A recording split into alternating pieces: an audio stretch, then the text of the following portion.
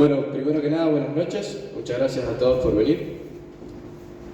Nos acompaña Patricia Elena Barrio de Villanueva.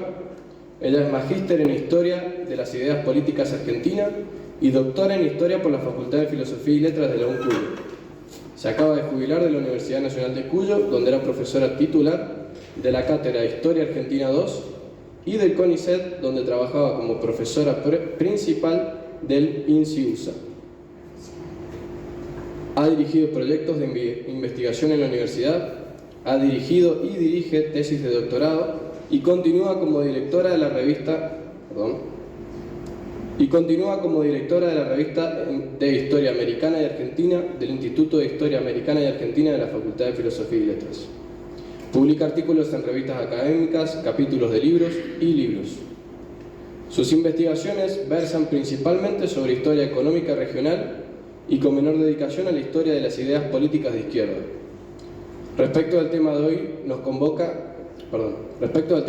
convoca, ha escrito en los siguientes trabajos: El espejo de Europa en la Argentina, autores católicos en la revista Criterio, durante los últimos años del pontificado de Pío XII. Un mundo que se derrumba, un mundo que se construye, circulación y difusión de temas a través de revistas católicas argentinas en un momento de cambio, 1955 a 1961. La crítica del padre Julio Membiel al evolucionismo de Teilhard de Chardin. Violencia popular en una enciclopedia de principios de la década de 1970, transformaciones del Centro Editor de América Latina. Lugones después del modernismo, la recepción de sus ideas en Mendoza, del 1897 a 1930. El arte y la revista Sol y Luna, de Argentina, 1938 a 1943. Y Hasta la victoria siempre, Patria o Muerte, un derrotero revolucionario por revistas político-culturales argentinas, de 1963 a 1967. Los dejo entonces en manos de la doctora, a quien recibimos con un aplauso.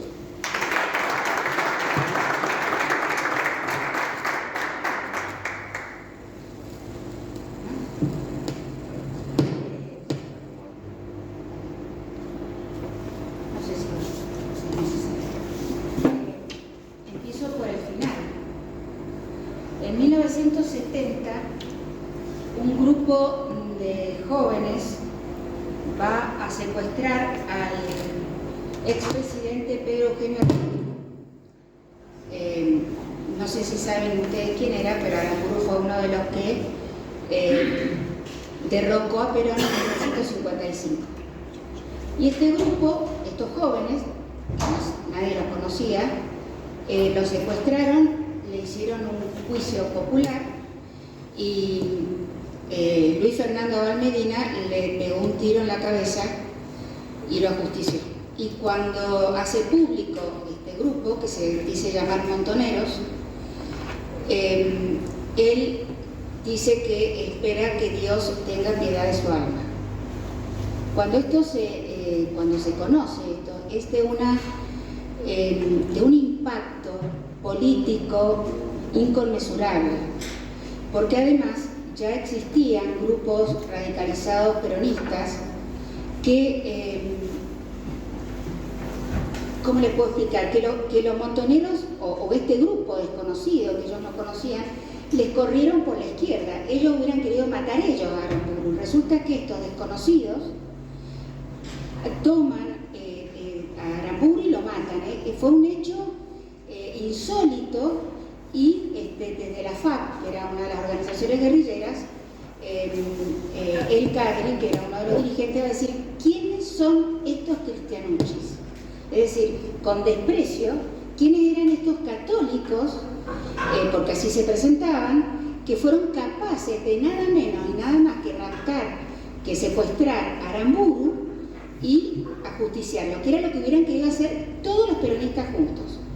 Digamos, no quiero decir que lo hubieran hecho, pero todo peronista odiaba a Aramburu porque mató y fusiló a Juan José Valle, que fue un general que se quiso levantar, a Cogorno también, porque hubieron fusilamientos clandestinos, porque se quiso desperonizar la Argentina. Entonces era una persona clave dentro del peronismo como objeto de odio. Entonces, La pregunta que nos podemos hacer es cómo este grupo desconocido de jóvenes, que después se supo que era de clase media, media alta, toman esta decisión, pueden organizarse, pueden hacer esto, y cómo es que llegan desde el catolicismo hacia una postura de izquierda, no de izquierda leninista en ese momento, una izquierda trotskista, pero sí a propulsar el peronismo en una enclave liberacionista y enclave de socialismo nacional. Esa es la pregunta que nos podemos hacer. Yo este tema lo he investigado hace mucho, es un tema inmenso porque la Iglesia es inmensa, porque la Iglesia es una institución también inmensa, y sobre todo en esa época, durante gran parte del siglo XX, cuando uno va estudiando se da cuenta que más allá de las críticas que se hacían, era una institución compleja, grandísima, estaba llena de congregaciones e institutos que se multiplicaban, las iglesias estaban llenas, los seminarios estaban repletos. La cantidad de intelectuales que había era impresionante. Uno va investigando, y este tipo, y uno ve, era de tal universidad, de la Universidad de Münster, y resulta que había escrito 80 libros, teólogos que nosotros no conocemos. Es decir, hay muchísimo por escarbar, muchísimo por conocer, sobre todo la historia de la Iglesia de gran parte del siglo XX. Más allá que va a ser objeto de críticas y muchas veces correctas, sin duda, yo no soy teóloga tampoco, ni una especialista, pero lo que sí me doy cuenta es que en esa etapa la Iglesia era algo inmenso desde todo punto de vista, desde el punto de vista organizacional, desde el punto de vista intelectual, desde el punto de vista de las órdenes y congregaciones religiosas y de los institutos religiosos, gran parte de ellos que han desaparecido ya, ¿no? Por lo tanto, estudiar esto es sumamente complejo. Yo lo que he hecho es fundamentalmente reconstruir, o más que reconstruir, hacer un mapa medianamente evolutivo de cómo se fue produciendo esta izquierdización de ciertos sectores de la Iglesia Católica. No pretendo con esto ser exhaustivo, me falta muchísimo, yo creo que es un trabajo para alguien que tenga más tiempo que yo, y además inclusive un trabajo en conjunto de distintos investigadores para armar este rompecabezas del cual yo solamente les voy a dar algunos aspectos, ¿no?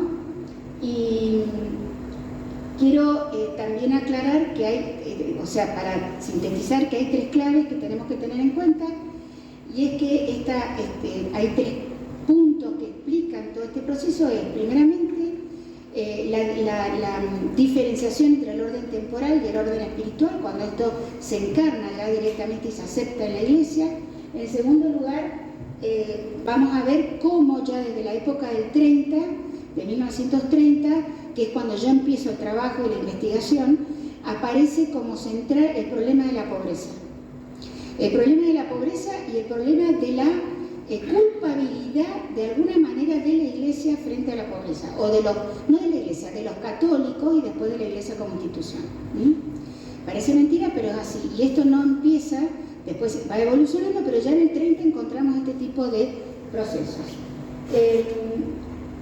Y también va a tener mucho que ver en esto algo que podríamos decir con Marx: la praxis a veces va adelante que la teoría, y muchas veces las prácticas, las relaciones humanas van a crear condiciones para que muchos jóvenes a lo mejor se izquierdicen antes de haber absorbido, digamos así, la teoría o la ideología marxista. Y en esto también, en este proceso, va a tener mucho que ver, sobre todo a partir después de la Segunda Guerra Mundial, el boom, ya vamos a ver, del marxismo.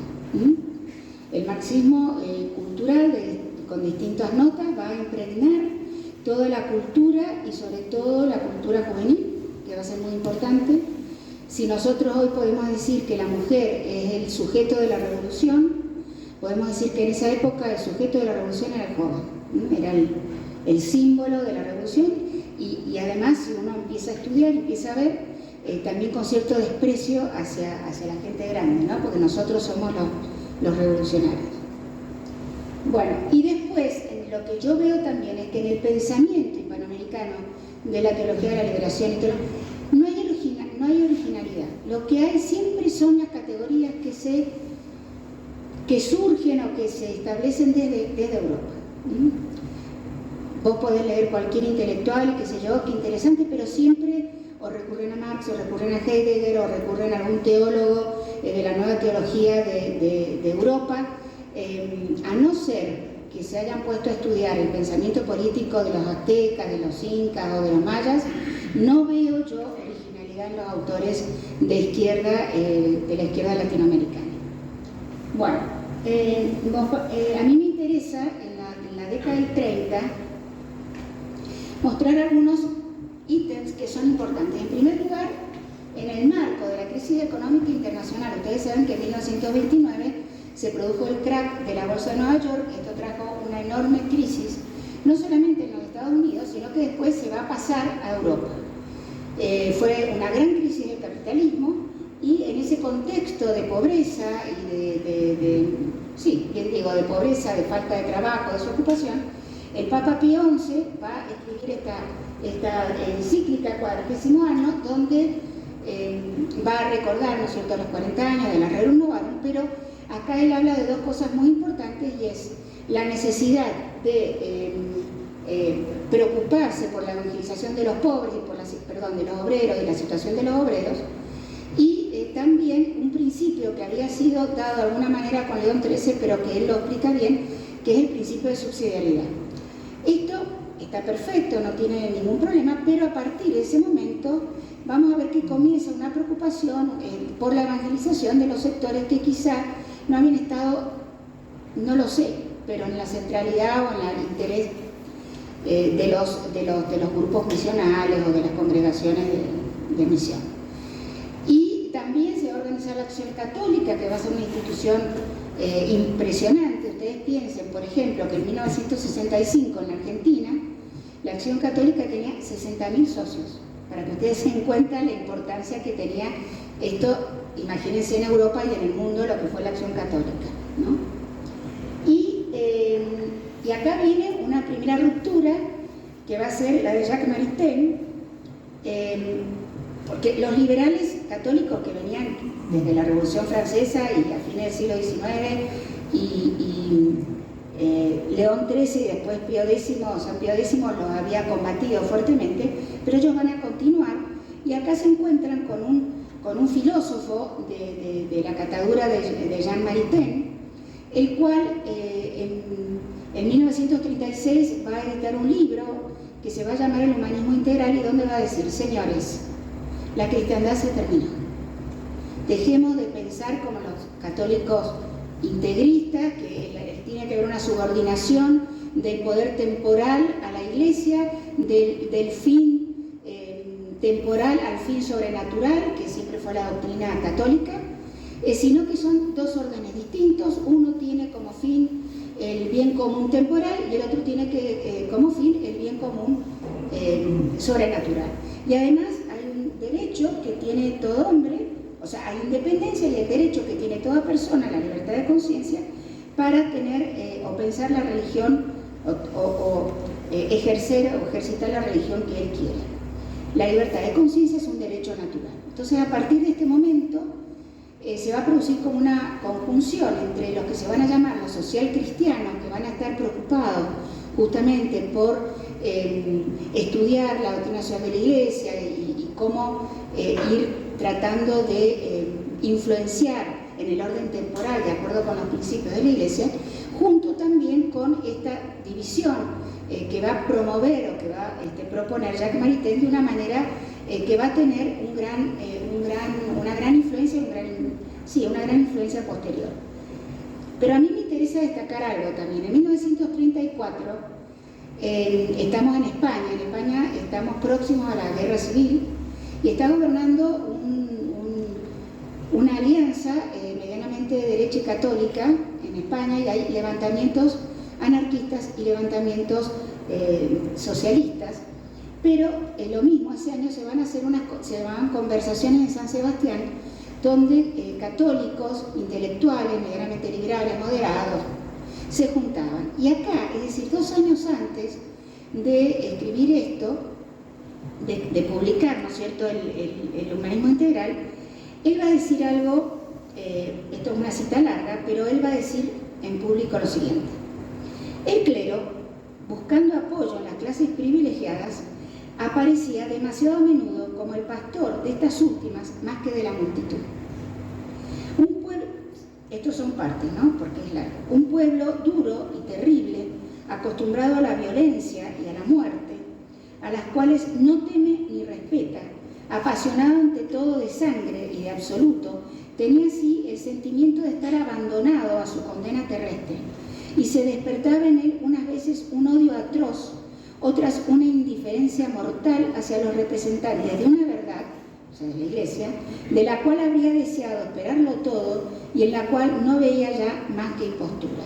Acá lo que está diciendo Jacques Maritain es que estas revoluciones que se habían producido, que habían sido terribles en España, en el fondo, alguna culpa tenía la Iglesia, porque se había despreocupado de los pobres. La Iglesia estaba con los ricos y con las clases privilegiadas. Y esto no lo decía un marxista, lo decía un filósofo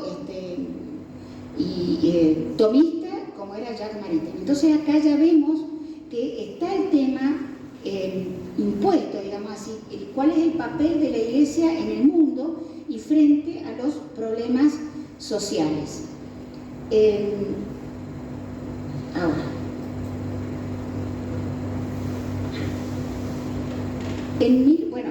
les cuento una cosa: cuando se produce la Guerra Civil Española entre 1936 y 1939, el Papa Pío XI al levantamiento nacional de Franco le va a dar la categoría de cruzada, un concepto medieval, es una cruzada contra...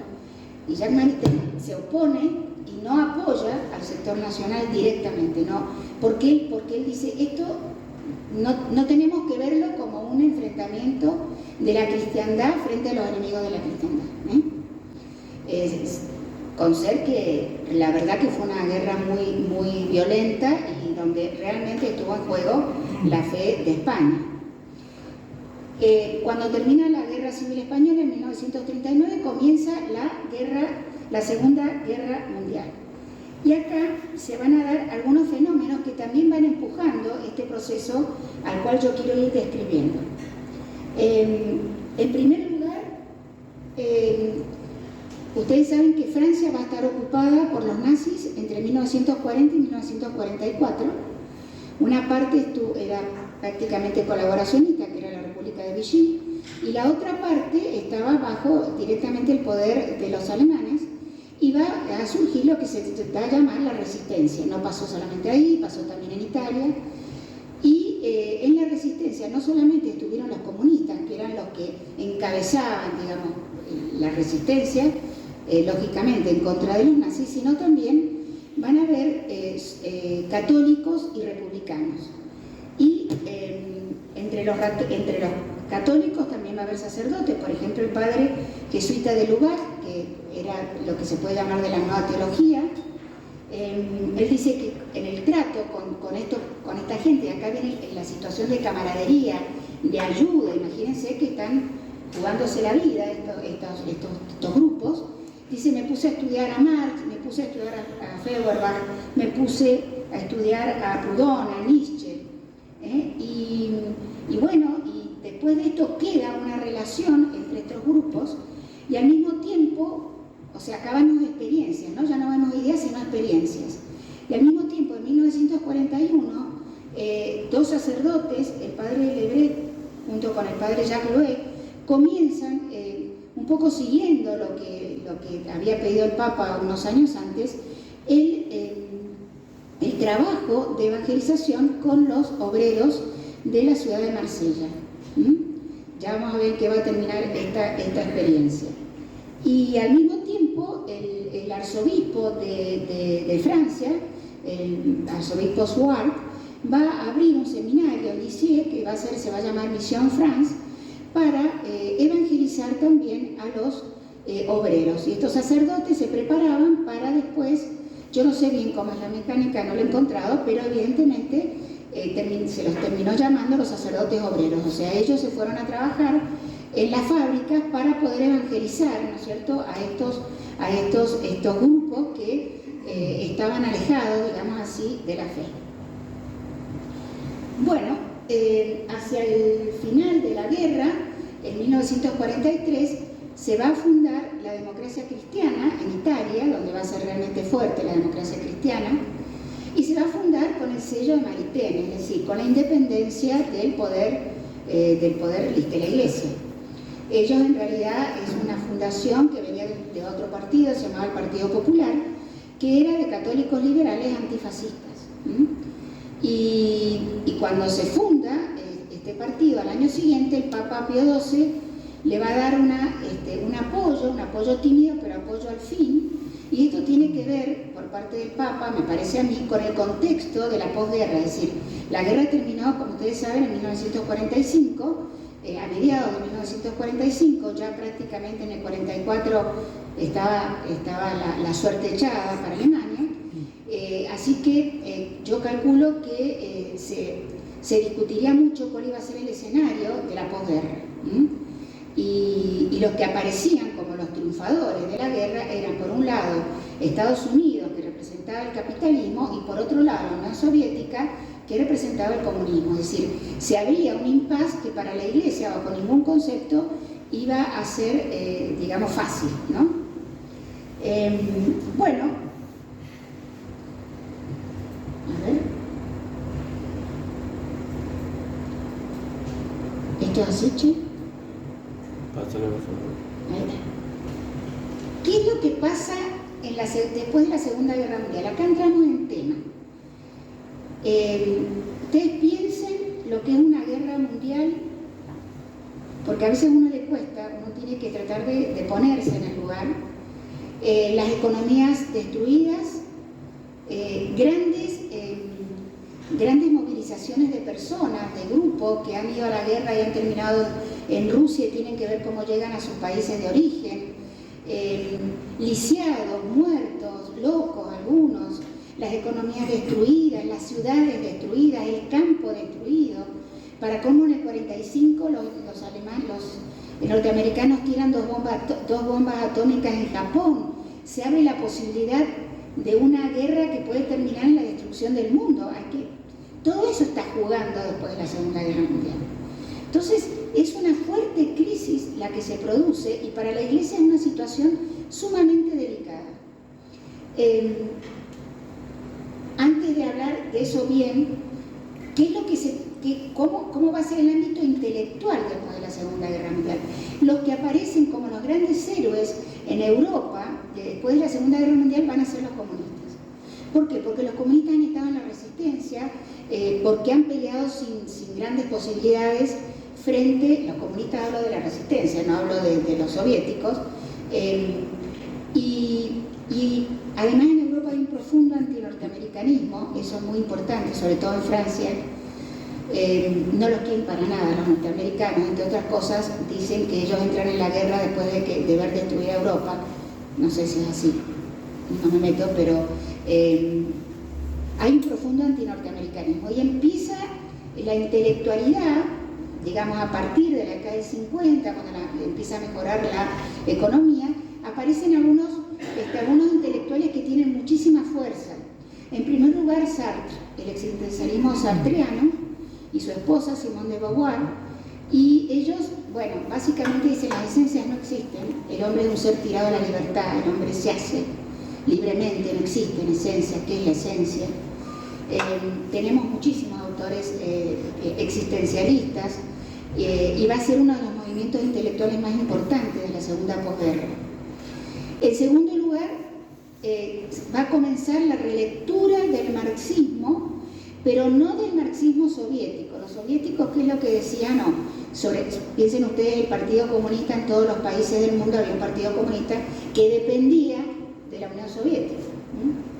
Entonces, ¿qué es lo que decían los soviéticos? Miren, en primer lugar, vamos a llegar al socialismo porque es una ley de la historia que ya descubrió Marx. Es decir, la historia se mueve por leyes y tarde o temprano vamos a llegar a la revolución, vamos a llegar al socialismo. Y este socialismo vamos a llegar por etapas. Y nosotros vamos a empujar esas etapas de acuerdo con las condiciones objetivas y subjetivas. Entonces, nunca se llegaba a la revolución, nunca. Pero también hay un grupo de intelectuales que empieza a oponerse a esa interpretación de Marx. Tenemos, por ejemplo, a Gramsci, que había estado desde la época del fascismo, pero que no había tenido, y había sido el PC, por supuesto, pero no había tenido tiempo de ser leído, y él le pone el acento en los aspectos culturales, en los aspectos subjetivos. Los comunistas italianos, los intelectuales comunistas italianos son muy importantes también en esta época, y después aparece un nuevo Marx, que es el joven Marx, que es el de los escritos económicos filosóficos de 1844, que es un Marx antes de la definición de estas leyes, o por lo menos de la interpretación que hacen los soviéticos, y el Marx dice lo siguiente: miren, no hay un determinismo histórico, decía ese Marx. La revolución se hace con voluntad, o con otras cosas que no puedo decir porque no es académico, Es decir, para hacer la revolución hay que ponerle fuerza, hay que ponerle onda, dirían los chicos ahora. No va a resultar sola como quieren los soviéticos. Esto va a crear un gran conflicto hacia adentro del marxismo, de los grupos marxistas, incluso alejándose del marxismo soviético, de los soviéticos. En 1956 se produce un levantamiento en Praga y los soviéticos entran con tanque a reprimir. Eso también cae muy mal, y además los quema, digamos así, a los soviéticos, que no eran tan liberadores como se creía, como se decía. Y también Lukács, que es un filósofo húngaro que venía desde hacía mucho tiempo, pero que había sido censurado por el Partido Comunista, porque también él tenía una propia interpretación donde había otros elementos que no coincidían. Ustedes saben que en la Unión Soviética había una ortodoxia, digamos así, religiosa, cuasi religiosa, es decir, no podías salirte de lo que decía, lo que se decía dentro del partido. Entonces no les iban a hacer nada, pero no tenían posibilidades de que sus ideas marxistas o progresistas tuvieran algún tipo de inserción en la Unión Soviética. Y después va a aparecer, que va a tener más importancia, sobre todo en la década del 60, la Escuela de Frankfurt, que casi todos eran judíos. Muchos de ellos tuvieron que, cuando sube Hitler, van a emigrar, muchos de Alemania se van a ir a Estados Unidos, y ellos son los que representan el pensamiento crítico. Fíjense que ustedes ahora, muchos progresistas dicen, sí, es el pensamiento crítico. Cuando hablan de pensamiento crítico hablan de esto, no es un marxismo ortodoxo, es un marxismo que recibe otras instancias, como puede ser, por ejemplo, Freud, y que le pone importancia también a las cuestiones culturales, como Gramsci, subjetivas, ¿no? Entonces cada uno le pone su propia producción, y ahí tenemos a los más importantes. Creo que no sé si puse los nombres, no. Sí, Habermas, Erich Fromm, que va a hablar también, creo que, sobre el amor, Adorno, Horkheimer, después está Marcuse, Marcuse, que va a tener una enorme influencia en el Mayo francés de 1968. Marx, Mao y Marcuse. Pero esto, digamos, es posterior. Bueno, todo esto va a tener una enorme importancia en la intelectualidad y en las universidades de todo el mundo. Seguramente hay muchos más, pero estos son los que yo veo que, por lo menos los que yo he conocido, que son más importantes. Ahora, mientras esto se va desarrollando en el campo de la cultura, tenemos el problema internacional, y es lo que hemos dicho, la Guerra Fría, y la Guerra Fría, y otro fenómeno que es muy importante, que es los llamados procesos de descolonización. Ustedes saben que, y esto también es muy importante, a fines del siglo XIX, o en el último cuarto del siglo XIX, los países europeos comienzan a tomar partes de África, de Asia, y establecen ahí colonias. Los franceses, los belgas, los holandeses, los ingleses, los españoles, los italianos, algunos con más poder, qué sé yo, los ingleses con muchísimo más poder, pienso en la India, por ejemplo. los franceses estaban en algunas partes de África. Bueno, ahí es donde estuvo Monseñor Lefebvre, porque él era espiritano, por lo tanto era de los que se dedicaban a evangelizar, aparte de la África francesa. La Indochina también era de los franceses. Bueno, es una cosa bastante compleja, pero cuando termina la guerra aparece los procesos de liberación de estos países. Algunos procesos son sin conflictos, se entrega por ejemplo la India, después hace algunas cositas en los ingleses para variar, pero en otros casos los países colonizadores se oponen, por ejemplo Francia. Entonces Francia tiene una primera guerra en Indochina que pierde, y en la cual digamos los que se oponen, que también son pro chinos sobre todo, tienen el apoyo de China, que ya es comunista, de 1949 con Mao, y después viene entre 1954 y 1962 la guerra con Argelia. Esta es una guerra muy importante porque va a producir una ruptura interna dentro de Francia. Y también tenemos, por ejemplo, el Congo, que era de los belgas, que lo van a entregar, pero después viene una guerra civil, y ahí, por ejemplo, estuvo el Che. En el Congo estuvo el Che. Estas guerras se van a llamar guerras de liberación. Y en realidad también son parte del enfrentamiento entre estos dos colosos. ¿Por qué? Porque ellos no se podían enfrentar directamente, porque eso podía terminar en una guerra nuclear. Entonces, estas guerras son guerras periféricas. ¿Por qué? La guerra de Argelia, ellos son los musulmanes los que se levantan, pero ¿de quién tienen apoyo? ¿Quién les da las armas a los musulmanes y a Ben Bella y al Ejército de Liberación Nacional? ¿Quién les da las armas? ¿De dónde las van a sacar? Porque ellos, sí, vamos a hacer el socialismo fuera de... Se las da la Unión Soviética y se las da también Egipto, donde está Nasser, bueno, que es otro proceso.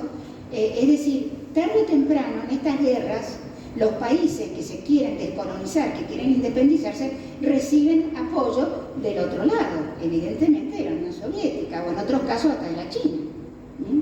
Entonces, en realidad, son escenarios, microescenarios, si ustedes quieren, de la Guerra Fría. Bueno, a ver qué sigue acá.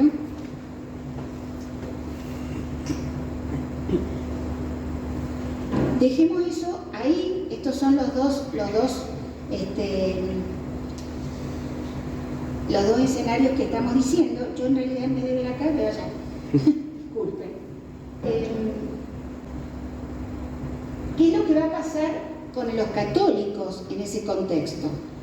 Vamos a ver después lo que hace el Papa, lo que pide el Papa, pero vamos a ver lo que pasa con los intelectuales. En primer lugar, tenemos a Manuel Munier. Mire, Manuel Munier era personalista, es decir, seguía a Maritain. Y era un intelectual, una persona muy atractiva, porque era un antiburgués, no quería ningún tipo de reconocimiento, y él editaba de la década del 30 una revista que se llamaba Espíritu, donde él va a permitir o va a invitar a que escribiera el que quisiera. Pero acá lo interesante de él, lo interesante de este hombre, es que él va a dividir, va a decir, primero, la Iglesia no se tiene que meter en el orden temporal. Es decir, como si dijéramos ahora, la Iglesia no tiene que decir que el aborto es un asesinato. La Iglesia no tiene que decir que la eutanasia es un horror. No tiene que decir nada. No se tiene que meter. O sea, es un paso más allá de lo que decía Maritain. Y él dividía entre los principios y la praxis. Los principios, yo no acepto el marxismo desde el punto de vista teórico, pero sí acepto trabajar con ellos en pos de un mundo mejor. Raro, pero era así. Y dice esto en 1947. Los revolucionarios están al pie de la obra. Cuando ellos están al pie de la obra, hay que trabajar con ellos. No podemos permitirnos el lujo de hacer un trabajo a 50 o a 100 años de retraso. En todas partes el marxismo posee la confianza del mundo de la miseria. acá de vuelta está la pobreza, la miseria, y simboliza para este mundo actual la liberación. Es decir, el tren de la historia, que es un concepto por otra parte, un concepto de la historia lineal que viene del judeocristianismo, pero que ahora en la concepción marxista es inevitable que el tren va hacia el socialismo. El tren de la historia va hacia ahí. Si no nos subimos, perdimos como en la guerra. Nos tenemos que subir a este tren. Eso lo dice Mounier en apenas termina la guerra. Digo esto porque no esto en 1970. No es en 1970. Es apenas termina la Segunda Guerra Mundial.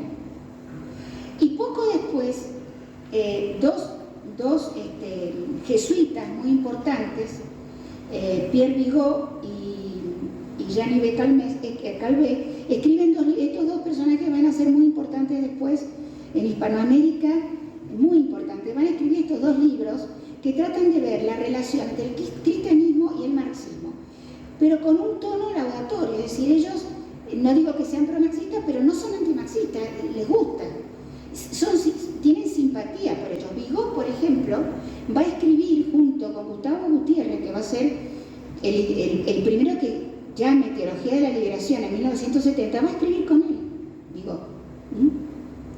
Y estos libros, dice un autor, Cohen, que es un autor que estudia a la izquierda, él es marxista también, estos libros circulaban en los seminarios de la Argentina.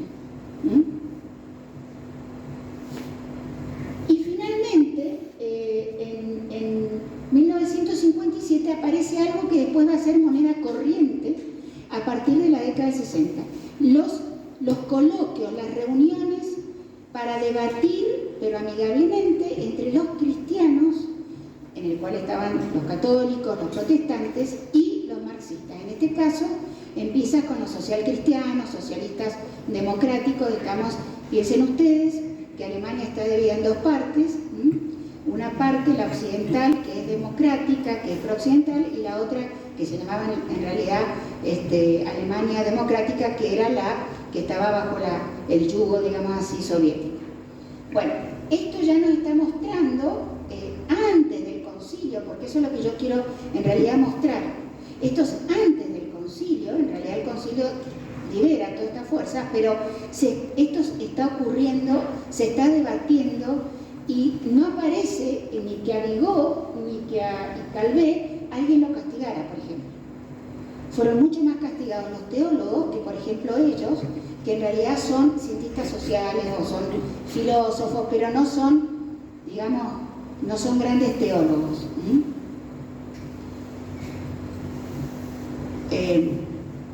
Bueno, entonces volvemos al escenario de la Guerra Fría.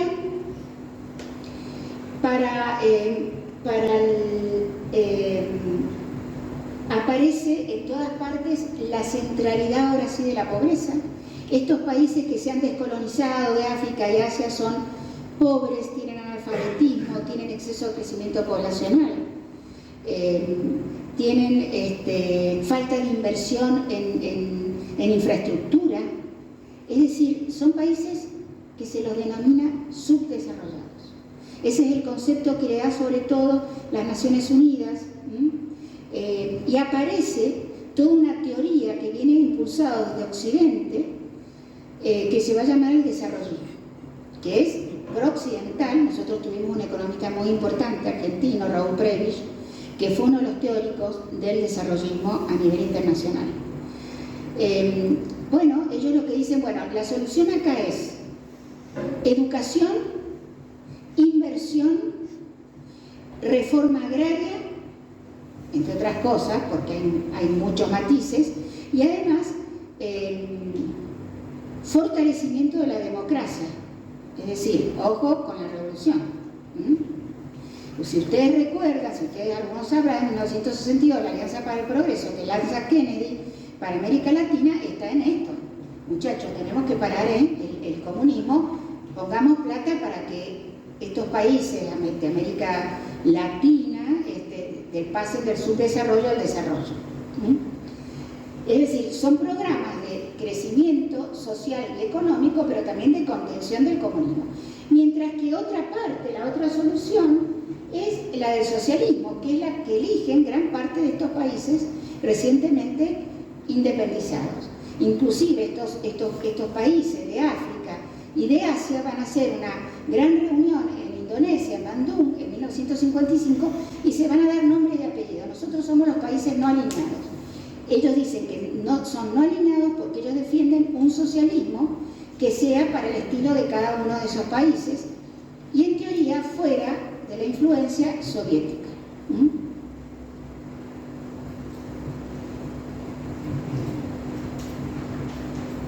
Sí. ¿Y ahora cómo vuelvo para atrás? Bueno, para el Papa Pío XII la situación era muy delicada, porque en ese momento muchos políticos decían que los soviéticos podían llegar a tomar toda Europa. Había un temor enorme, que así como se habían instalado, ¿no es cierto?, en la mitad de Europa, pudieran avanzar, pudieran seguir avanzando. Esto explicaría también la preocupación del Papa y el apoyo último a la democracia cristiana, pero también el Papa se va a preocupar y va a hacer cargo y va a decir, nosotros tenemos que colaborar con todos los organismos internacionales, por ejemplo las Naciones Unidas, que van a empezar a ubicar, por ejemplo, uno la FAO, que es dentro de las Naciones Unidas, que es para el tema de la agricultura, otro para las grandes, no las migraciones, sino, no me sale la palabra, pero esto que estamos hablando, gran número de personas que van de un país a otro para poderlos reubicar. Entonces, se preocupa que la Iglesia tenga una participación en el diseño de este nuevo mundo que va a salir a partir de las Naciones Unidas. En 1948 además se dan los derechos del hombre, que se consagra dentro de las Naciones Unidas los derechos del hombre, que esto da un nuevo impulso, ¿no es cierto?, digamos, Maritain ha ganado, o sea que nosotros lo que podemos hacer es un poco responder a esta situación también con un poco con lo que decía Maritain, lo que le queda a los católicos, a los cristianos, insuflar el cristianismo al orden temporal, desde afuera. O sea, nosotros, la Iglesia no puede pretender que el orden temporal respete los fines sobrenaturales del hombre, sino que nosotros tenemos que tratar de insuflar el cristianismo, los principios del cristianismo en la sociedad y respetar los fines, el bien común del orden temporal. No piensen ustedes que en ese momento no se discutían como bienes comunes las cosas que nosotros hemos visto en los últimos años, es decir, todavía la gente era decente, no discutía este tipo de cosas que hemos tenido que soportar nosotros en todo el mundo. Y bueno, entonces él va a promover la formación de centros de investigación. Yo creo que es en estos centros de investigación y con estos personajes, con estos intelectuales, que mayoritariamente son cientistas sociales, son cientistas, son demógrafos, son sociólogos, son economistas, que sobre todo los jesuitas, el superior de los jesuitas va a promover este tipo de estudios respondiendo al pedido del Papa. Miren, esos son algunos de los que yo voy encontrando, que pronto me vuelvo a leer, porque yo he hecho este trabajo hace muchos años y es larguísimo. Me faltó esta universidad también. Todas estas universidades, y hay muchísimos centros más, que empiezan a estudiar el tema de la sociedad, el tema de la economía en clave desarrollista, el tema demográfico, el tema de la planificación territorial. Esto va a ser muy importante, que se va a hacer en muchos de estos centros, y van a haber intelectuales importantísimos que se van a empezar a destacar y que van a empezar a trabajar. Yo creo que esta matriz en la cual estos personajes, estos intelectuales van a empezar a producir y van a ser muy importantes, muchos de ellos se van a izquierdizar. Pero porque ellos nacieron pensando, no, ellos nacen con una necesidad que tiene la Iglesia de pensar cómo se puede ayudar a estos pueblos nuevos y a todos los países subdesarrollados y a la pobreza y a la marginación y todo lo demás. Pero muchos de ellos terminan izquierdizándose. Recordemos siempre que está la libertad del hombre, en definitiva, ¿no? Esto no quiere decir que todos los que estaban ahí se terminaron izquierdizando, pero sí algunos van a terminar apoyando los movimientos de liberación nacional, el marxismo, el socialismo nacional, etc. Acá hay algunos de los más importantes. Cuando yo era muy jovencita y todavía estaba en la facultad, entré al CONICET y trabajaba con geógrafas yo. Y me acuerdo que uno de los grandes planificadores territoriales era François Perroux. Y era social cristiano y era cientista social. Estos personajes, Alfred Sauvy, Alain Barrière, Le Bret, Otard, Villou, Remy, eran todos, producían una gran cantidad de trabajos intelectuales pensando en la situación de estos países periféricos, estos países que recién se habían descolonizado. Pero también empezamos a notar en algunos de ellos una actitud, esta misma actitud o esta misma postura de culpabilidad, si no de la Iglesia, por lo menos de Occidente. Fíjense lo que dice Alfred Sauvy, que es el que acuña el concepto del tercer mundo. No lo acuña ningún Fidel Castro ni ningún intelectual de izquierda, lo acuña un intelectual católico que fue Alfred Sauvy en 1954 y lo dice, ahí lo tienen ustedes como dice, y fíjense cómo hay dolor en lo que él está diciendo. Hablamos habitualmente de los dos mundos en presencia de su posible confrontación, de su coexistencia, está hablando de la Unión Soviética de Estados Unidos, olvidando a menudo que existe un tercer estado, un tercer mundo, el más importante, y en resumidas cuentas, el primero en la cronología. Es el conjunto de los que se llaman en estilo Naciones Unidas los países subdesarrollados. Este tercer mundo, ignorado, explotado, despreciado como el tercer estado, quiere él también ser algo. El mismo autor señalaba que los tercermundistas consideran a estos países como un vasto y explotado tercer estado proletario. Es decir, él pone tercer mundo haciendo una analogía con el tercer estado en el antiguo régimen, que era el pueblo llano. Entonces acá vemos también cómo vuelve a aparecer el tema de la pobreza y de la culpabilidad de que esto esté sucediendo, porque en definitiva ellos están así porque han sido colonizados, porque han sido explotados. Y además no hay que olvidar que el contacto con la pobreza extrema generalmente produce este tipo de situación. Va a ser una de las grandes estrategias de los sacerdotes marxistas llevar a los jóvenes a ver la situación de pobreza máxima y esto conmociona, realmente conmociona, y ahí está el tema de la subjetividad y el tema del emotivismo en los cambios, digamos así, ideológicos, es inevitable. Y bueno, vuelve entonces a aparecer este sentimiento de culpabilidad. Hay algunos de estos cientistas sociales que son muy importantes. François Otard, lo vamos a ver enseguida en Hispanoamérica, Jean Le Bret, que era uno de los que trabajaba en 1941, ¿se acuerdan? Con los obreros en Marsella. Él va a ser el promotor de una línea de pensamiento que se va a llamar economía y humanismo, por supuesto era marxiano, que va a tener una gran expansión en la década del 60 en los países, sobre todo, por lo menos en América Latina va a ser muy importante. Bien, la democracia cristiana, sobre todo la italiana, en poco tiempo va a comenzar también a tener esta evolución hacia posiciones más de izquierda, una independencia cada vez mayor respecto de la Iglesia. Recuerden ustedes que en la década del 70 el Partido Demócrata Italiano va a hacer acuerdo con el Partido Comunista.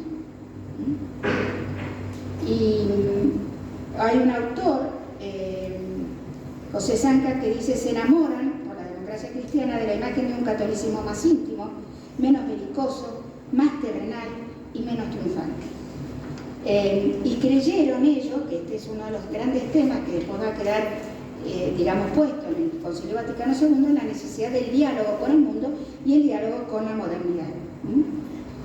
Bueno, otro dato que es importante, dijimos que en 1941 habían empezado esta nueva experiencia de los sacerdotes obreros. En 1946, terminada la guerra, van a contar con el apoyo del Vaticano a esta experiencia porque era muy importante para la cristianización, pero en poco tiempo va a suceder un proceso interesante.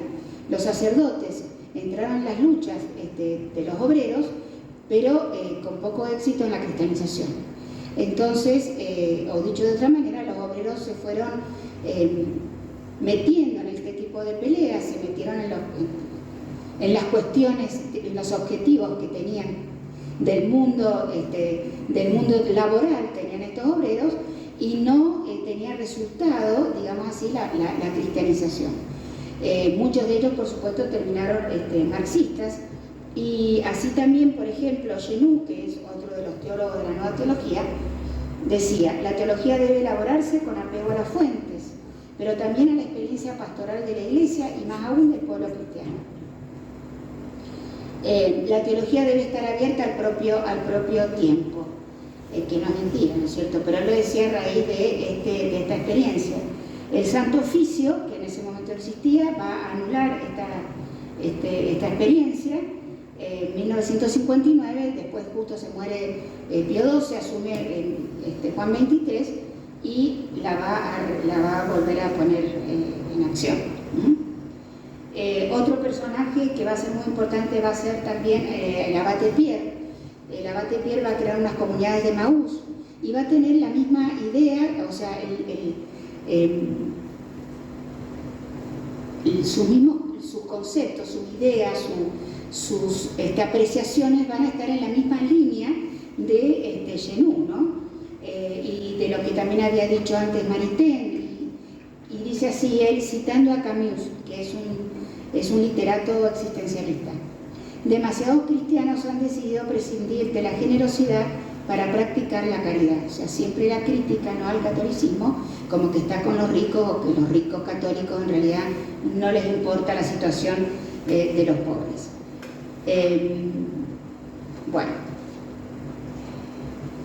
lo otro que va a ser, esto es lo que yo quería marcar acá en esta filmina, en esta parte, son ya no tanto la cuestión tan ideológica sino las experiencias, las experiencias. Y la otra experiencia que va a ser muy importante va a ser la de la guerra de Argelia, donde católicos, o sea, católicos que habían estado junto con la resistencia o que habían sido parte de la resistencia en la Segunda Guerra Mundial y que habían trabado relación con los comunistas y con los republicanos, esta relación, este apoyo mutuo se va a volver a dar en la guerra de Argelia. Numerosos católicos munieristas, o sea que seguían a Munier, que eran o maritenianos, van a apoyar al Ejército de Liberación Nacional de Ben Bella, que eran musulmanes, en contra del ejército francés. Y esto va a crear una división bastante grande, bueno, por supuesto que dentro de la Iglesia, sin duda, pero acá van a estar maritenianos, van a haber sacerdotes de la Misión France, que van a apoyar directamente a los musulmanes. Ya vamos a ver que 2 sacerdotes van a llegar a la Argentina huyendo, ¿no?, de Argelia, y van a instalarse un tiempo acá. Bueno, es decir, se vuelven a repetir estas cuestiones que no solamente van por lo ideológico, sino también por las mismas experiencias frente a ciertos problemas. Bueno,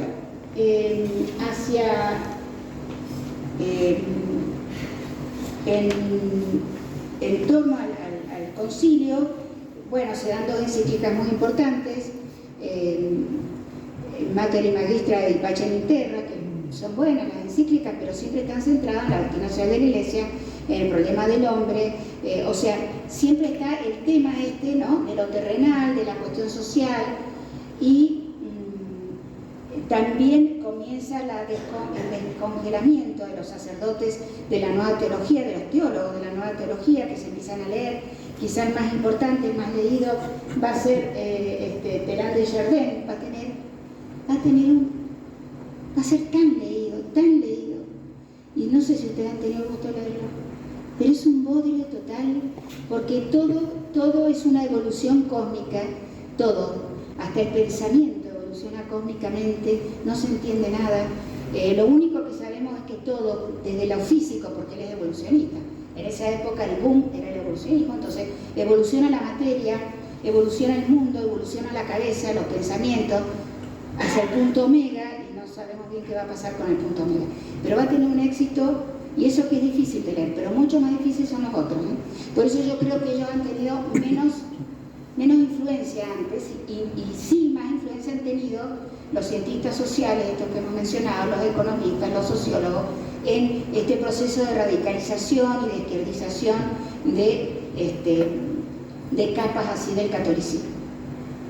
Bueno, y el concilio, por supuesto, que da pie a la cuestión algo que dice Romano Amelio: nunca antes la Iglesia había hablado de dialogar con el mundo, y acá, ¿no es cierto?, emerge la idea del concilio y lo otro, del mundo, y también la no condena del comunismo estas van a ser luces verdes para estos sectores más progresistas.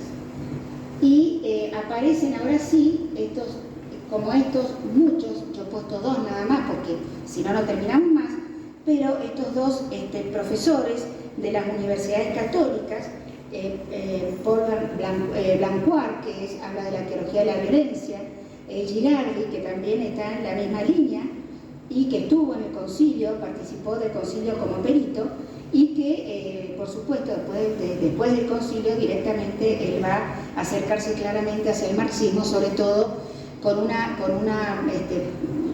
experiencia que tuvo mucha expansión en Brasil, que fueron las comunidades de base, ¿no? Y a partir de esto también el diálogo marxista entre católicos y marxistas se va a difundir en toda Europa. Y también después del concilio, me parece que me pasé. Esto después lo pueden leer, porque yo esto se los dejo. Los teólogos más radicalizados son los protestantes. Son terribles, sobre todo los norteamericanos. Y yo de dónde saco estos autores, los saco de Mujica, del padre Mujica. O sea, muchos sacerdotes leen, no solamente leen qué sé yo, al joven Marx o la situación de lo que o alguno a Vigo o a Soaví o Sobí, perdón, o a Aimé Calvé, sino que también leen estos, que son prácticamente marxistas puros, digamos, es el pensamiento absolutamente terrenal, y en segunda instancia está el fin sobrenatural del hombre con estos autores, y fueron muy leídos, muy leídos. Lo dice un actor central en este proceso en la Argentina, como fue el padre Mujica. En 1967, después de este momento, viene el gran boom de la izquierda dentro de la Iglesia con la encíclica Populorum Progressio del Papa Pablo VI. Miren, él no justifica la violencia en ningún momento, al contrario. Reproduce lo que dice Santo Tomás, que solamente hay derecho a levantarse frente a una tiranía larga, prolongada. Pero fue leída en clave revolucionaria. Por lo menos en Hispanoamérica fue leída en clave revolucionaria. Y lo que sí tiene la encíclica, que es lo que yo leo acá, es la idea esta. Algunos, espérame un cachito, bueno, está ahí. Entiéndase bien, la situación presente tiene que afrontarse valerosamente y combatirse y vencerse las injusticias que trae consigo. El desarrollo exige transformaciones audaces, profundamente innovadoras. Hay que emprender sin esperar más reformas urgentes. Esto de que la reforma social de las estructuras tenía que ser inminente, queda claro en la Populorum Progressio, y va a ser para muchos la apertura, el permiso para avanzar hacia la revolución. Además, al otro año, él bueno, va a estar en Medellín y va a decir otra cosa también que ya vamos a ver. Bueno, vayamos a Hispanoamérica brevemente. En Hispanoamérica, todos esos institutos que se fueron armando en Europa, sobre todo en Bélgica, sobre todo en Francia, en Holanda, para el desarrollo, para la planificación, y que lo van a hacer en muchos países de África, también se van a instalar en Hispanoamérica, también. Y algunos institutos también que son organizados desde los países. Por ejemplo, el más importante es el de México, donde hay dos obispos que van a estar con la Revolución Cubana, que son Iván Illich y Méndez Arceo en México, en Cuernavaca, y que van a crear este Centro Intercultural de Documentación, que ahí va a ir Pablo Freire, Erich Fromm, o sea, lo más progresista que pueda haber va a estar en Cuernavaca, van a ser muy importantes. Bueno, acá viene el abate Pierre, donde dice esto de los cristianos que han decidido prescindir de la generosidad para practicar la caridad, y también llegan algunas órdenes religiosas que son francamente progresistas, como los hermanitos de Foucault, o la fraternidad de Foucault, y esta orden sacerdotal, esta obra de cooperación sacerdotal hispanoamericana, que viene sobre todo impulsado por el mismo Papa, porque el diagnóstico que se hacía sobre Hispanoamérica era que faltaban sacerdotes. Entonces empiezan a llegar estas congregaciones que hoy, los hermanitos de Foucault están, no sé. Bueno, en 1959, ¿qué es lo que ocurre? ¿Qué es lo que ocurre? A ver, alumnos, ¿qué es lo que ocurre en 1959? La Revolución Cubana. Entre la Revolución Cubana y el Concilio se armó todo el lío. Y además las experiencias desarrollistas no fueron satisfactorias. Entonces, fue también otra luz verde para la otra salida frente al desarrollo, frente al subdesarrollo, frente a la pobreza, frente a la marginación, frente a la opresión, frente al imperialismo y el socialismo y las armas. Y acá tenemos algunos personajes muy importantes. Por ejemplo, el CELAM, que es el Consejo Episcopal para América Latina, va a quedar en manos de los sectores más progresistas. Gel del Cámara, otro que es muy importante, el obispo de Chile, que es Manuel Larraín. Bueno, estos son todos intelectuales, ¿no? Pablo Freire, por ejemplo, acá se enseñaba en el centro de alfabetización que dirigían los jesuitas, que tenían parientes al respecto, cómo se enseñaba a leer y a escribir a la gente que eran alfabetas. Concientice y politice. Soy oprimido. Me tengo que liberar. Ese es Pablo Freire. Y Gel del Cámara, Larraín, y ya prácticamente el CELAM, a partir de 1963, por ejemplo, yo les cuento una cosa, Lebré estuvo del 47 hasta el 54, estuvo en Brasil con Gel del Cámara. Lebré era progresista. Después se fue a Colombia y lo echaron de Colombia. François Octard vino entre el 58 y el 59, escribió un trabajo importantísimo sobre cambio social en América Latina, dentro del concepto, ¿no es cierto?, como cientista social, y cuando vuelve en el 59 y se entera de la Revolución Cubana, se pone contento, la va a apoyar, dice muchas cosas, no quiero perder más tiempo, pero él dice que este cambio a él lo llena de optimismo, el de la Revolución Cubana, y finalmente, cuando en 1966 el Che Guevara hace una reunión que se va a llamar tricontinental, es decir, entre los países que se han liberado de la opresión imperialista, que son los países de África, los países de Asia y de los países de América, él va a estar en esa reunión de la tricontinental en Cuba. Y después va a formar un centro tricontinental en Lovaina y va a publicar una revista, Alternativa Sud. Es decir, estos intelectuales que han empezado, digamos, mariqueñanos, tenemos que trabajar para ver cómo hacemos para mejorar la situación de esta gente, terminan en la izquierda. O o terminan apoyando todas estas cosas. Pero no empezaron no empezaron en el 63, empezaron antes. Y esto es lo que es importante ver, es anterior al concilio. Lo que pasa es que ahora esto explota. Y, por ejemplo, tenemos al sacerdote Camilo Torres. No sé si ustedes saben quién fue Camilo Torres. Este sacerdote estudió sociología, se doctoró en sociología en Lovaina. Y tuvo contacto con ¿quién? Con los grupos que estaban, con Ben Bella, con los grupos que estaban en contra que eran franceses, pero estaban en contra del Estado francés en la guerra de Argelia. Con los maritenianos, con los que seguían a Mounier.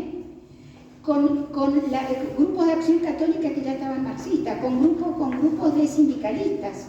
Cuando llega a Colombia, él llega a fundar la carrera de sociología en la Universidad de Colombia.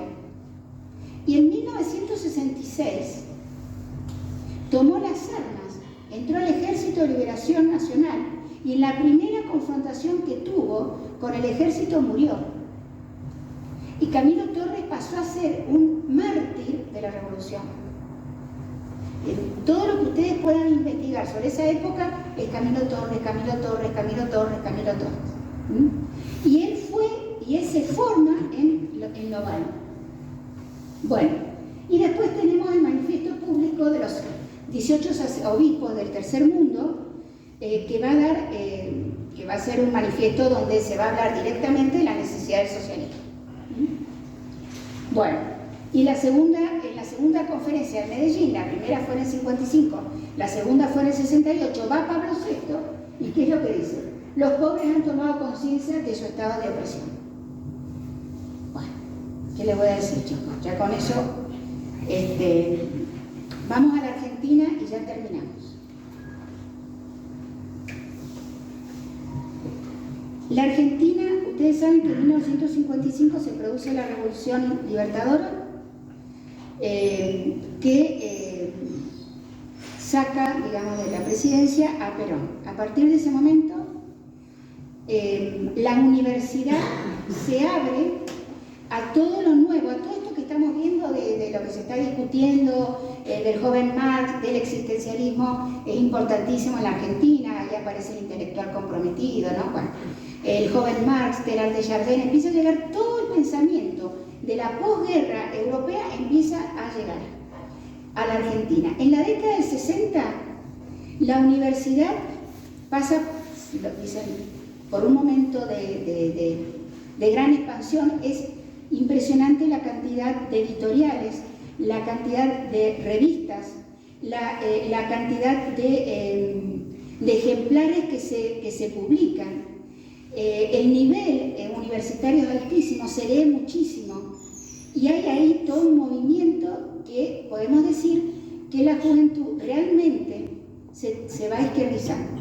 Yo me acuerdo hace muchos años cuando yo usaba la maestría en Historia de las Ideas, un profesor, el Carlos Ewes, de lo mejor que tuve, además era divertido, él decía, si vos en la década del 60, o fines del 60, principios del 70, eras del Partido Demócrata y salías con una chica a bailar y se lo querías contar, tenías que tomarte por lo menos 3 whiskies. Porque lo más seguro es que la chica se levantara y se tomara un taxi y se fuera.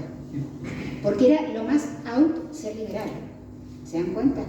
Nacionalista más o menos, pero liberal era lo peor que podía ser un joven.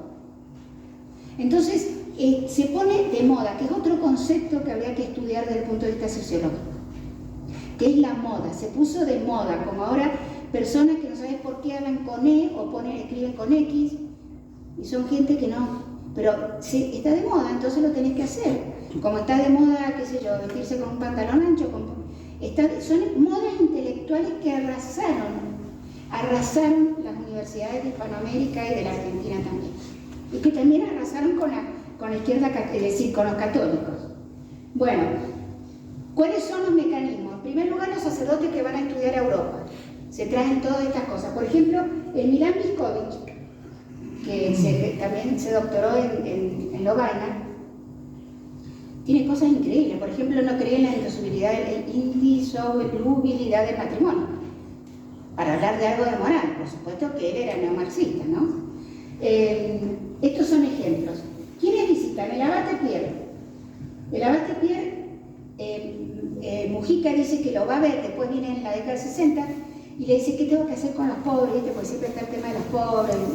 Él vivía en el departamento de sus padres, que eran gente de clase media alta, pero bueno, estaba preocupado por los pobres. Entonces el abate Pierre le dice esto: antes de hablar de Dios, construirle la casa. Miren si va a clausurar el mensaje de salvación que es propio de la iglesia. Por eso no es secundario el abate Pierre. Era buenísimo, estaba con las comunidades de Maús. No digo que haya hecho cosas malas, hizo buenísimo. Lo que no sé es si trabajó para el bien sobrenatural. Estos dos, Hilbert Rufenach y Arturo de Paoli, vinieron corriendo de Argelia, vinieron escapándose de Argelia porque habían estado en el Ejército de Liberación Nacional. Y me interesa decir esto de Guayalme, que este hombre es el que vino a incorporar, a armar acá las fraternidades de los hermanos de Foucault. Y yo leo en primera plana, porque bueno, fue una de las fuentes que yo estudié, que leí, veo que le hacen una entrevista a este hombre. Venía vestido en 1961, antes del concilio, traje. Era difícil ver a un sacerdote antes del concilio en traje, corbata. Muy difícil.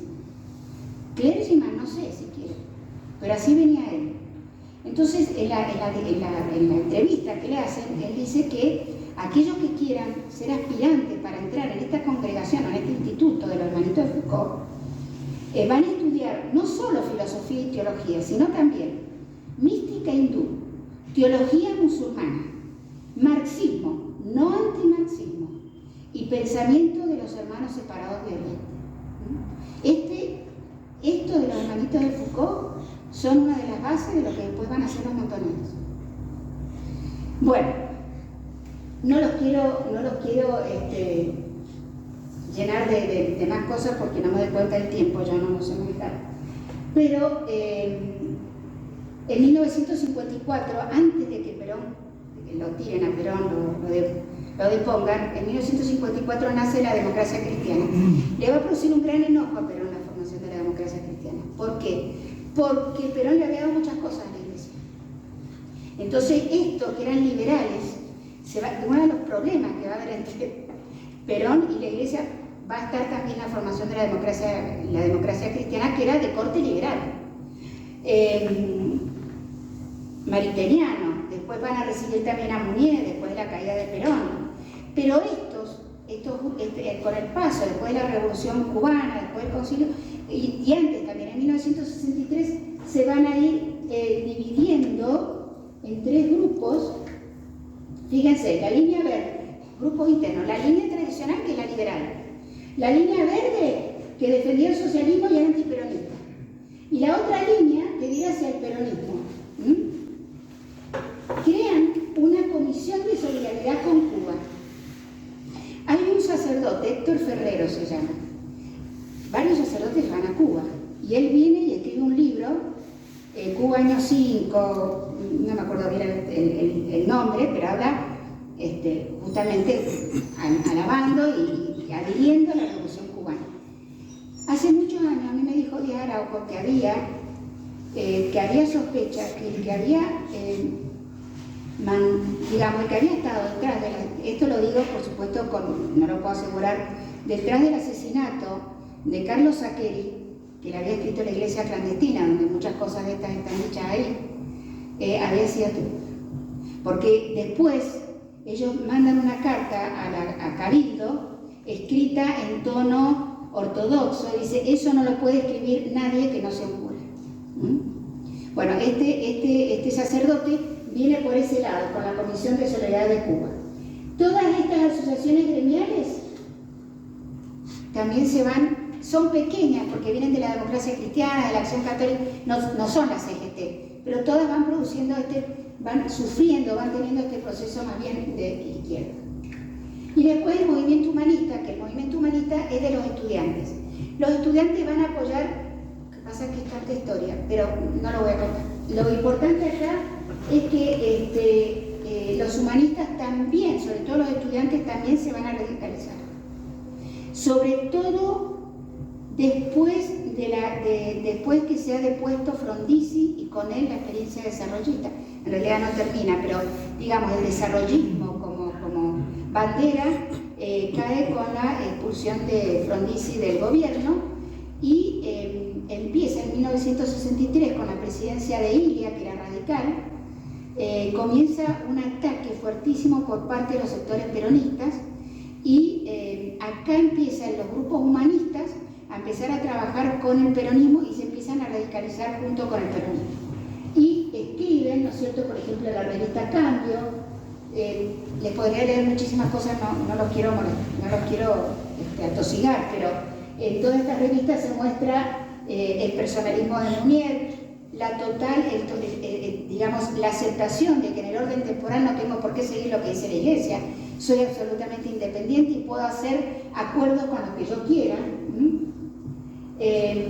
Fíjense que un ejemplo, en la conferencia del Movimiento Estudiantil Cristiano del 64, todavía el concilio no ha terminado, el padre Miguel Mayalino va a discutir la participación del cristiano en la revolución y el uso de la violencia.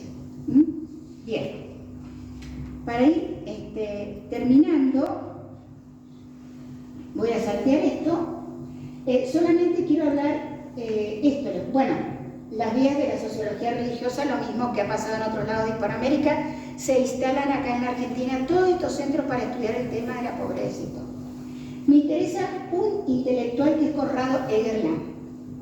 Este hombre era profesor de filosofía antigua y en 1962 escribe un libro en el cual compatibiliza el cristianismo con el marxismo. Él va a entrar en debate con los marxistas, porque hay muchísimas revistas, no saben la cantidad de revistas marxistas que hay, es interesantísimo. Hay dos que son Pasado y Presente y otra que es La Rosa Blindada. Y él tiene un debate con León Rosichner, que era marxista, que está en la revista, ¿no? Uno lee lo que dice uno, lo que le contesta León Rosichner y lo que le contesta después Egerland. Y Egerland le dice a Rosichner, vos sos un marxista de derecha. Es decir, yo soy más revolucionario que vos. Bueno, y escribe este libro, después escribe otros, y él dice perfectamente puede haber acuerdo entre el marxismo y el cristianismo. Y aparece en varios encuentros donde se discute esta posibilidad.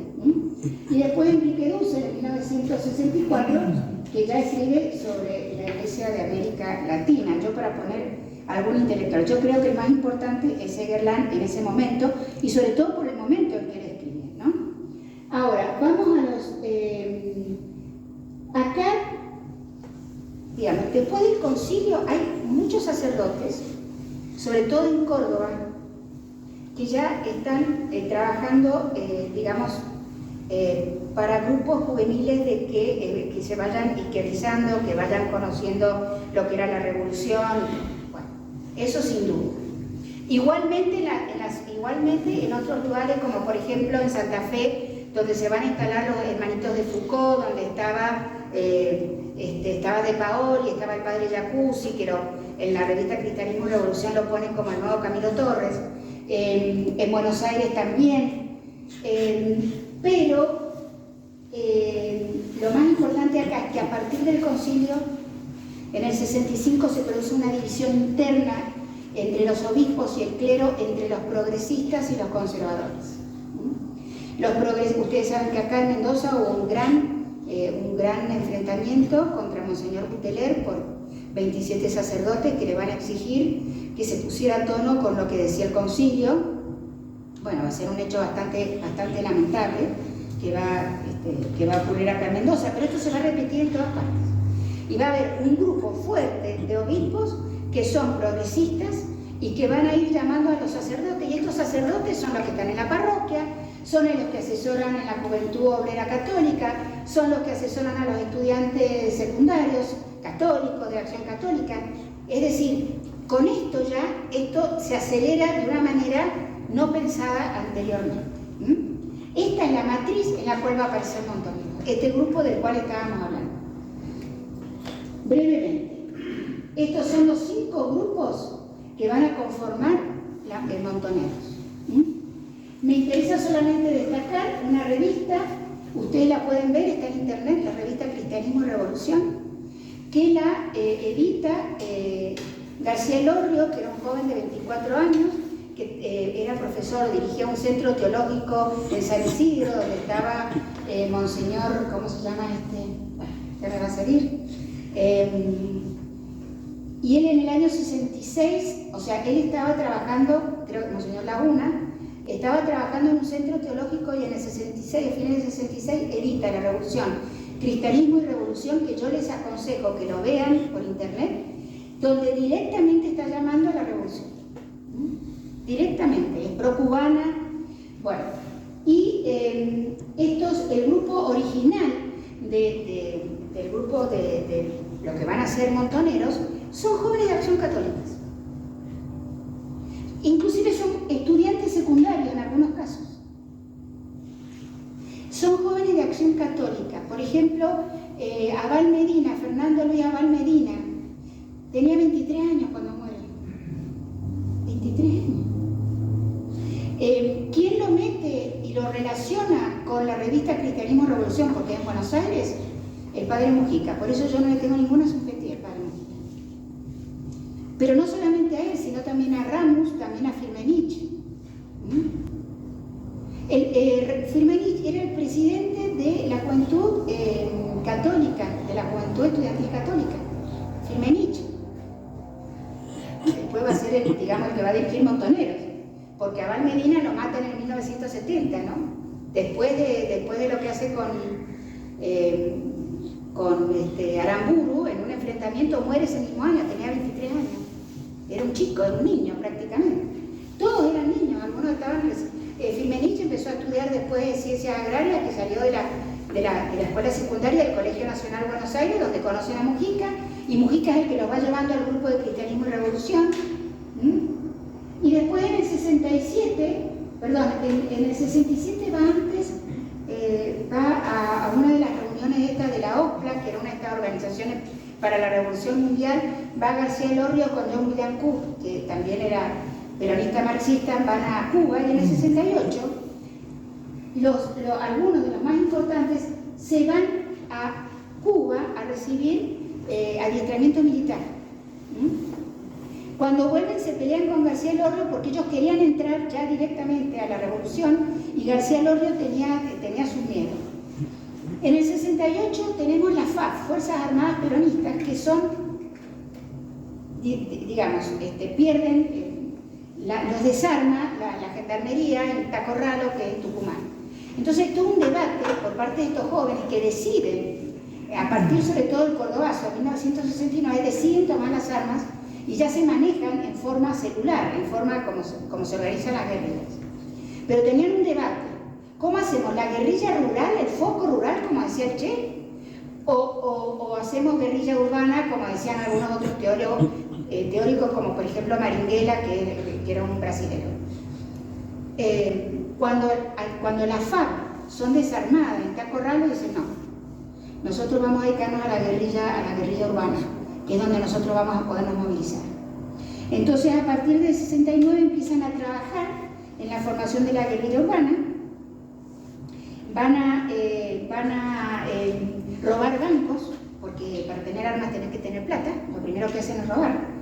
Y el primer grupo, el grupo más amigos, Ramos, Firmenich, Abal Medina, Norma Rostito, deciden ellos que van a hacer una operación que va a ser el boom y que va a ser el asesinato de Aramburu, que repito, además ellos corrieron a la FAP y a todos los peronistas ¿cómo les puedo decir? Los corrieron por la izquierda. No lo podían creer, nos ganaron de mano, una cosa así, ¿no? Bueno, es así entonces que preparan esta operación que se va a llamar Operación Pintapoy, así la van a ellos a bautizar. Lo van a secuestrar desde su casa, lo van al departamento donde vivía Aramburu. No era un hombre rico, vivía frente al actual colegio donde está el Champagnat. Y el diario La Nación, porque era muy importante Aramburu en ese momento políticamente, tenía mucha importancia, no lo puedo explicar, pero era una persona que además actuaba en política de otra manera, y el diario La Nación dice: ¿qué pasa con Aramburu, que ha sido secuestrado? Y bueno, esa noche Abal Medina, que yo le tiré un tiro en la cabeza. Aramburu le dijo, porque le hicieron un tipo de juicio popular, no se pudo defender, así que de juicio no tuvo nada, y dicen que Aramburu le dijo proceda nomás. Y este chico, que era un niño de 23 años, le tiró un tiro en la cabeza a Aramburu.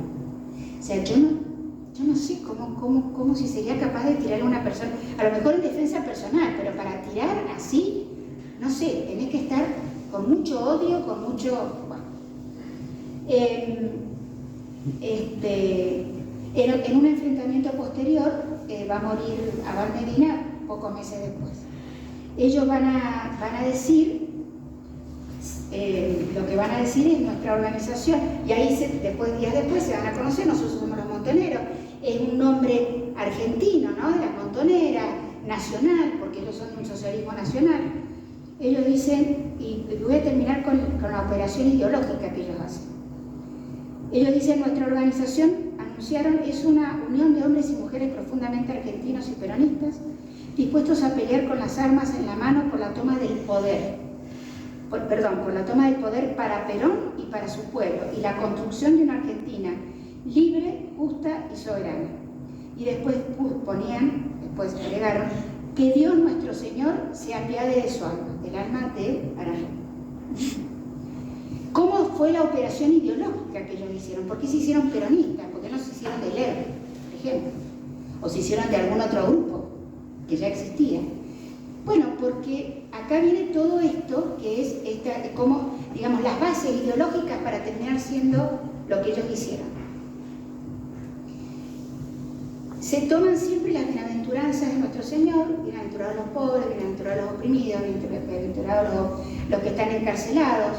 Los ricos no van a poder entrar al cielo ni siquiera por el agujero de una llave. Bueno, la pobreza era el objetivo central de nuestro Señor Jesucristo, y nosotros tenemos que salvar a esos hombres y darles la posibilidad de salir de la pobreza. Y ellos están en esa pobreza porque hay oligarcas, porque hay ricos, porque hay imperialistas, porque que los oprimen. Entonces, lo que nosotros tenemos que hacer es cambiar las estructuras sociales. Y estas estructuras sociales y económicas no se pueden cambiar si no es con violencia, porque tienen el apoyo de los ricos, de los imperialistas y de las Fuerzas Armadas. Entonces, no nos queda otra que enfrentarnos a estas fuerzas que son las que tienen oprimidos a los pobres. Y los pobres, ¿quiénes son en la Argentina? ¿Quiénes son los que habían sido maltratados después de la caída de Perón? Peronismo. El peronismo era igual el pueblo. Entonces, ¿dónde vamos a encontrar el pueblo? Y en el peronismo. Por eso ellos después hacen ese vuelco rápidamente hacia el peronismo.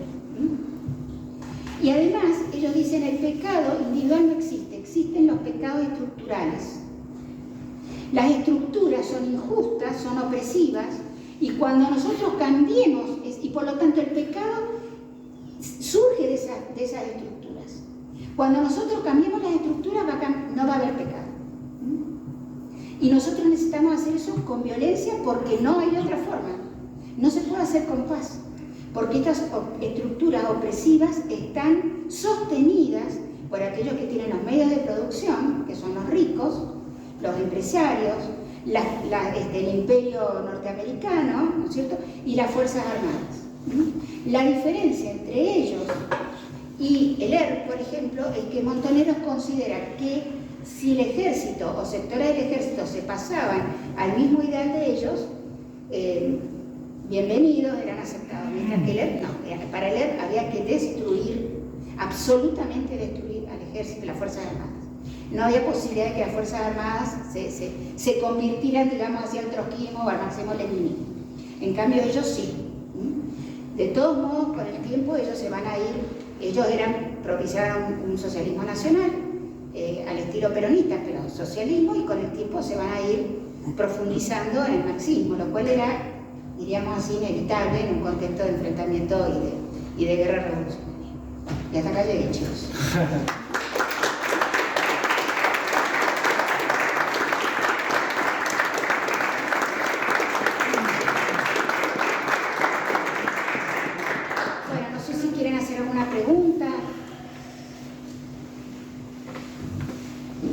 ustedes no saben nada de estas cosas. No, gracias, profesora.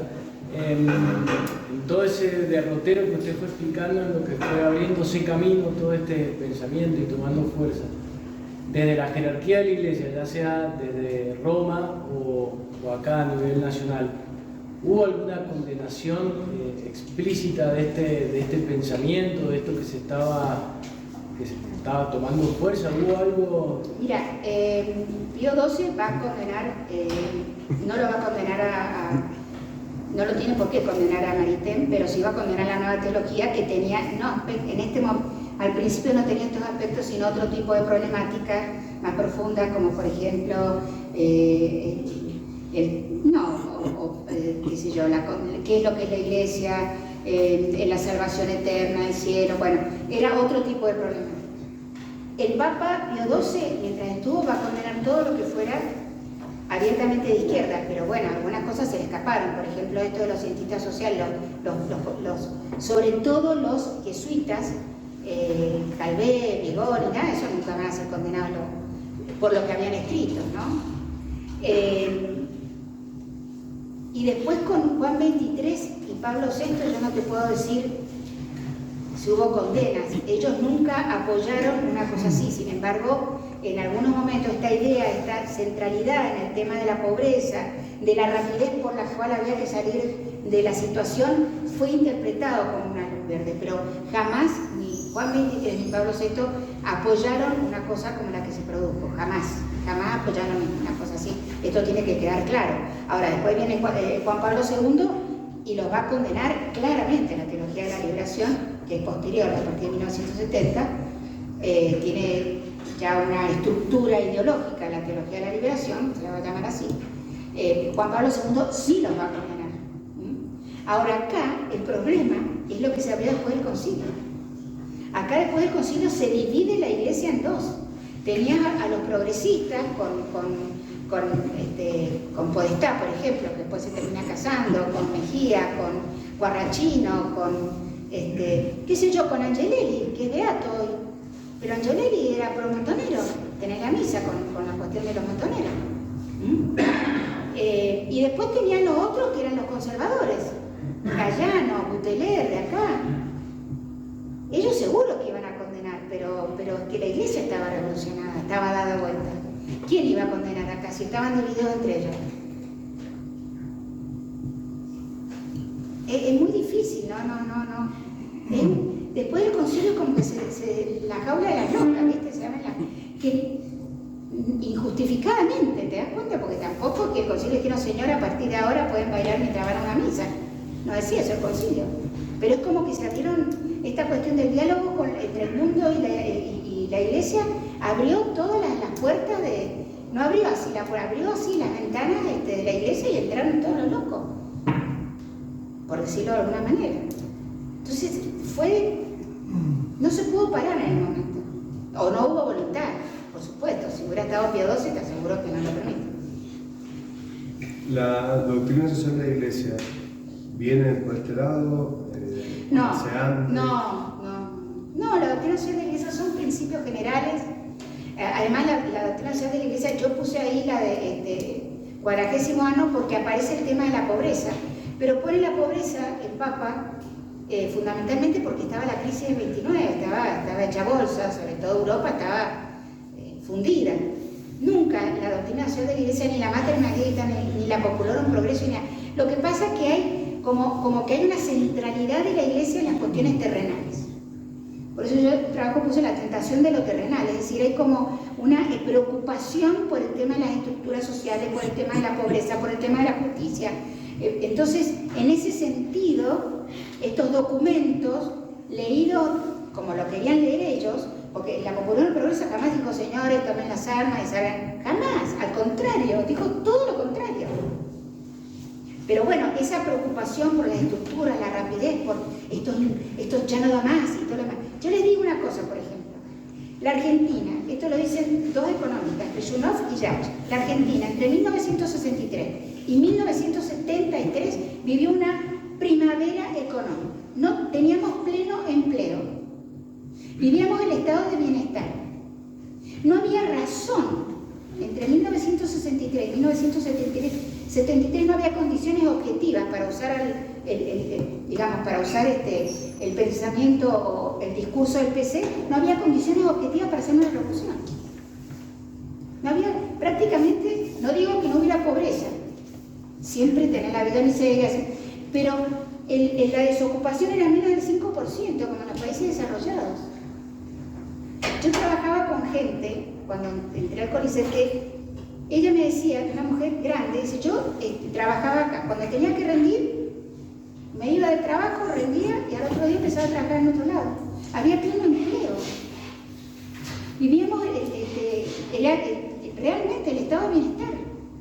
No, las cosas que le hicieron a Ilia, vos leés las cosas que decían y parecen que los tipos estaban muertos de hambre, estaban llenos de plata, manejaban las obras sociales, los sindicatos, no había excusa, no había condiciones objetivas para decir que era necesario hacer una revolución en la Argentina entre el 63 y el 73. Sí, para mejorar cosas, sin duda, pero perfectamente con una buena reforma, con un trabajo, se podría haber solucionado. Yo tengo una consulta. No me tilden de zurda, pero te pregunto. Bueno, gracias por la charla, súper clara. Pero ante este problema que surge, que se empieza a ver de la pobreza que había en la posguerra y demás. Primero, entonces la Iglesia, de cierta manera, compartía esta preocupación o ves por ahí un poco fuera de foco tanto interés en la pobreza, y después, por otro lado, si la Iglesia veía esto como un problema y hizo una propuesta, tal vez considerás que faltó un movimiento que liderara como una respuesta superadora a lo que proponía el comunismo. Bueno, eso era el desarrollismo en realidad, y eso eran los centros donde estaban trabajando todos estos cientistas sociales, muchos de los cuales terminaron radicalizándose. Mirá, no había institución que se haya dedicado más a los pobres que la Iglesia. Te aseguro. Lo que pasa es que por eso la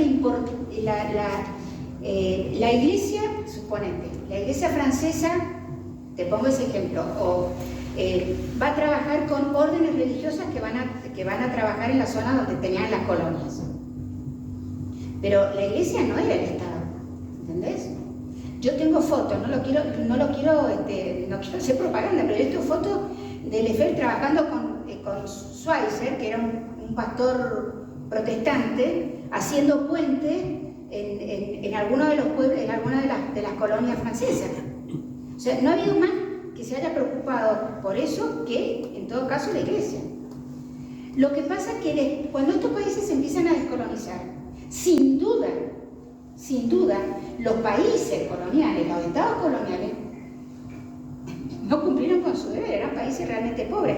Por eso la pobreza, la marginación, el analfabetismo, era real. Lo que pasa es que tomó una absoluta centralidad. Y por eso, cuando vos te preocupás nada más que por un aspecto, y dejás de preocuparte por lo otro, que es en definitiva, vos te preocupás porque debés preocuparte por esto, pero para lograr el fin sobrenatural del hombre, si no, ¿para qué estamos nosotros? Si no, que hagan una ONU, ¿te parece? Si nuestro objetivo dentro de la Iglesia es luchar por el cambio climático, bueno, hagamos una ONU por el cambio climático, digo yo. Pero entonces, acá en ese momento pasó exactamente lo mismo. ¿Es verdad el cambio climático? Supongamos que es verdad, yo no sé, dice que es verdad. ¿Hay que preocuparse por el cambio climático? Sí, pero solamente por eso. ¿Y nos vamos a olvidar que el hombre tiene que salvar? Entonces, ese es el problema, cuando esto pasa a ser lo central y de pronto te olvidas de esta otra solución y entras por la solución B, que es la del marxismo. Y tiene mucho que ver en esto la experiencia de los jóvenes, sobre todo frente a situaciones de pobreza. Porque hay que estar de pronto, ver gente que está... Yo me acuerdo, yo iba al magisterio, ¿no es cierto? ¿Qué año? A ver, entré a la universidad en 75, 73, teníamos una profesora, no voy a decir el apellido, que lo único que nos hacía era hablar de los pobres, nos mostraba cosas de los pobres. Era marxista. Y nos hacía hablar mal de la Iglesia por la riqueza de la Iglesia. Entonces todos teníamos que decir, sí, era eso, ¿eh? Sí. Todos criticamos, sí, ¿por qué la iglesia tiene toda esa riqueza? Y nos indignamos contra la iglesia, era parte de la cuestión ideológica. No es un problema de no preocuparse, sino de jerarquía. ¿Y cuál es el fin más? El medio y el fin principal de la iglesia. De hecho, todos ellos terminaron, no sé si son católicos, si alguno habrá quedado católico después. Bueno, si hay más preguntas, perdón, las dejamos para las empanadas. Dale. Sí, vamos a la empanada. Va, así, durante la empanadita te pueden acercarse a la profesora y hacer esto. La izquierda cristiana. ¿Cómo? Hoy en día, ¿cómo está la izquierda cristiana? ¿Está en decadencia? Mira, yo creo que no se necesita, no estamos en esa época. Ahora tenemos el pensamiento crítico, el progresismo. La revolución en este momento pasa por otras cosas, pasa por la contranatura, por la antinatura, por negar el orden natural. Yo creo que la revolución viene por otro lado, viene por lo que nosotros estamos viendo ahora. Eso es una revolución de mayor profundidad que la del marxismo, pero de mayor profundidad, porque ataca lo que el hombre es, la naturaleza del hombre. Primero no creen en la naturaleza del hombre, y ataca lo natural en el hombre, lo que es el hombre. Yo creo que es mucho peor, es mucho más silencioso y es mucho peor. Hay una renovación de la izquierda. Es que no sé si sería el concepto de izquierda. Yo creo que lo que hay es un cambio cultural mucho más profundo, que es antinatura, que es anticatólico, sin duda. Si querés llamarlo, yo lo llamaría, lo pondría como progresismo. Y que sí, por supuesto que hay sectores progresistas dentro de la iglesia que adhieren a la teoría de género, que se trata de esto. No sé si habrá alguno que también acepta el aborto, no sé, porque en esto la imaginación al poder. Pero me parece que la revolución, que sería el concepto, si antes fue marxista, ahora es una revolución que atiende a la naturaleza del hombre, negándola. Que si no, un muchacho que se siente mujer y que vos lo tenés que tratar de mujer y está convencido que es una mujer.